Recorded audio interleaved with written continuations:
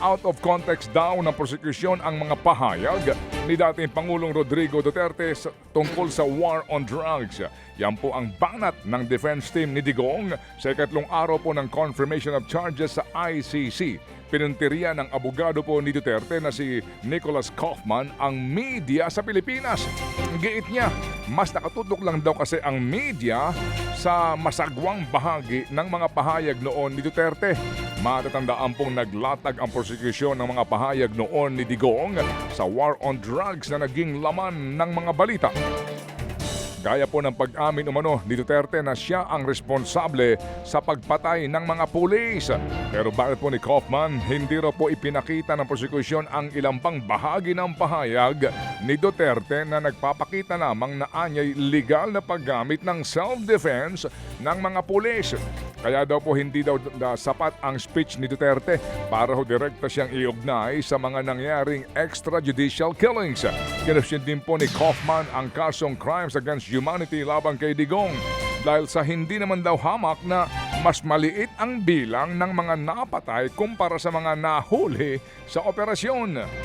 Samantala, bukod po sa media, kinwestiyon din ng depensa ng dating Pangulong Rodrigo Duterte ang kredibilidad ng mga testigo ng prosecution sa confirmation of charges hearing sa ICC. Ayon po sa legal team ni Duterte, hindi sapat ang mga ebidensya ng prosecution para patunayan na may direktang kaugnayan ng mga pahayag at polisiya ng dating Pangulo sa nangyari mismong mga patayan noon. Ang giit ni Nicholas Kaufman, lehitimong polisiya ang Oplan Tokhang at nasa konteksto daw ng law enforcement ang utos ng dating Pangulong Duterte na pumatay kung kailangan ang self-defense. Nakita mo yung kanilang pag-present ng statistics, ano ha? Oo. Yung mga libo-libong mga sinasabing biktima ay bahagi na lamang ng estadistika. Samantala po naman bumuwelta ang ICC tungkol po naman sa akusasyong pinondohan sila para imbestigahan ang drug war ni dating Pangulong Rodrigo Duterte. Gate ng ICC prosecutors, galing daw sa budget ng ICC ang pinopondo sa kanila at mahigpit itong binubusisi at dumadaan sa tamang mga proseso. Matatandaan pong inakusahan ng 18 mga nagpakilalang dating Marines na dating Senador Antonio Trillanes na umano'y binigyan nila ng male-maletang pera na panggastos daw sa ICC. Itinanggi na ito ni Trillanes at ng ilang pang mga opisyal na idinadawit ng mga nagpapakilalang dating sundalo. Pero kahapon mismo personal na nagpunta po sa Ombudsman si Attorney Levy Baligod para dalhin ang joint affidavit ng mga dating umano'y sundalo. Nanindigan din po si Baligod na walang nag-uutos at nagbabayad sa kanila na mga malalaking personalidad. Isa po sa idinawit na Baligod sa affidavit si mamamayang Liberal Party List Representative Leila de Lima na umano'y tumanggap ng pera na lagay din sa maleta. Pero sa panayan po ng programang ito, inamin ni Baligod na nagkamali siya sa akusasyon laban kay de Lima sa pagtanggap daw ng male-maletang pera. Hindi nga daw po maleta kung hindi nakalagay daw sa paper bag. Error yun, no? On my part. Pero yun po ang sinasabi nila na si Congresswoman Leila de Lima ay pumupunta sa townhouse na yon at paglabas niya ay meron siyang bit-bit na paper bag na pera ang laman nun kasi familiar sa amin yung paper bag dahil kami ang bumibili ng mga paper bags na yan at kami rin ang nagdadala. Mga kapatid, sa pagliliwanag nga po ni Atty. Baligod, siya lang ang nagdesisyon na ilagay yung pangalan ni De Lima sa mga listahan ng mga umano'y congressman na tumanggap ng male-maletang pera. Siya lang hindi galing doon sa mga nag-execute ng affidavit. Kaya nga po ang tanong doon is, kung siya lang ang gumawa noon at inaamin niya na error on his part, ang tanong po nga ay, ilan pa doon sa mga probisyon ng affidavit ang siya lang din lang ang nagdesisyon na ilagay? That's the question there. Ano po? Yan po, kahapon din nga po ang ating gusto nga pong haba-habaan pa ng mga katanungan pero tayo po'y kapos sa oras. Yan po ang tinig ni Attorney Levy Baligod. Tila hindi naman daw nagtutugma mga alegasyon tungkol sa male-maletang pera na inaakusa ng mga lumantad na mga dating marino. Kabilang po sa sinasabing pinagdalhan ng pera sa mga maleta ay sina dating Congressman Zaldico, kasama si dating House Speaker Martin Romualdez, Pangulong Bongbong Marcos Jr. at iba pang mga personalidad. naghain na ng resolusyon sa Senado si Senator Amy Marcos para imbestigahan ang naturang mga alegasyon. Kaya inaaral na daw ni Senate Blue Ribbon Chair Senator Ping Lacson ang laman ng joint affidavit ng mga dating Marine. Yun nga lang, may mga napansin na daw siyang hindi nagtutugma na impormasyon, gaya ng 805 billion pesos na sinasabing kabuuang halaga ng mga ipinamahaging pera sa maleta. 70% na daw kasi ito ng higit 1 trillion pesos na pondo sa flood control project mula po taong 2023 hanggang 2025.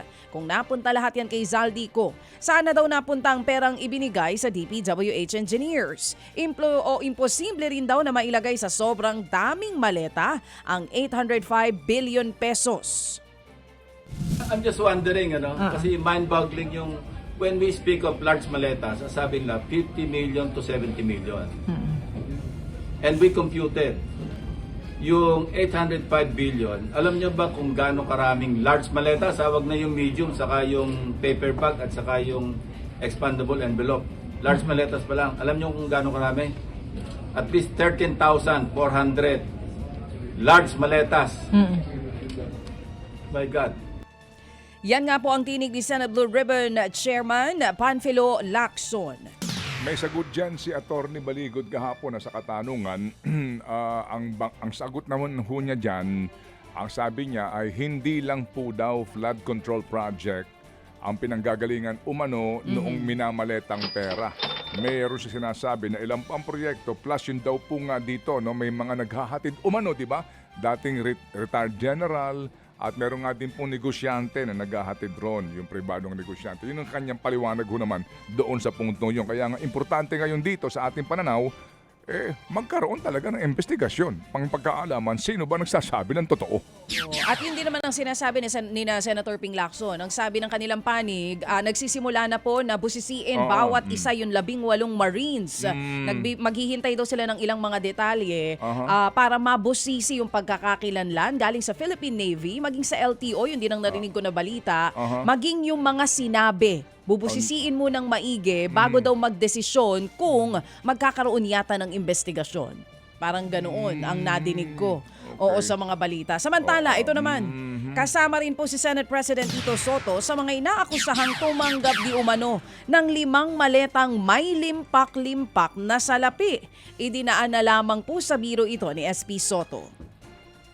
I will not dignify a tall story allegation. Nakakatawa ron, baka hanapin sa akin ng kasama ko yung 5 maleta.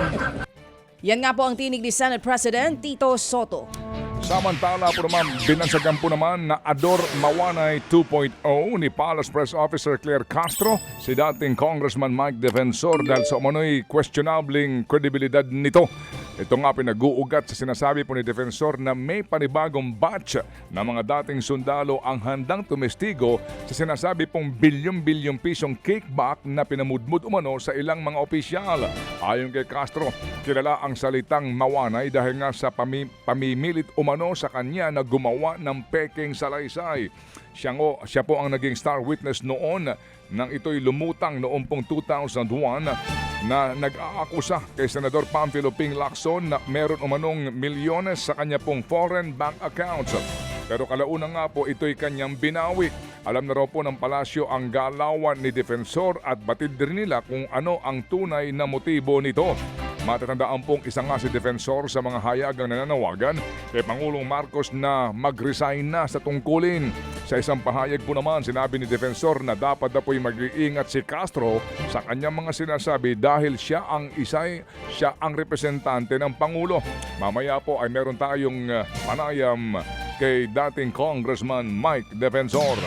Mga kapatid, brothers and sisters, saan ka pa? Dito na tayo sa totoo. Dito na tayo sa True FM. Mga kapatid, mag-subscribe and follow po kayo sa social media accounts ng True Network PH. Yan po kami. Hanapin nyo lang True Network PH, Facebook, Instagram, YouTube, TikTok, and podcast.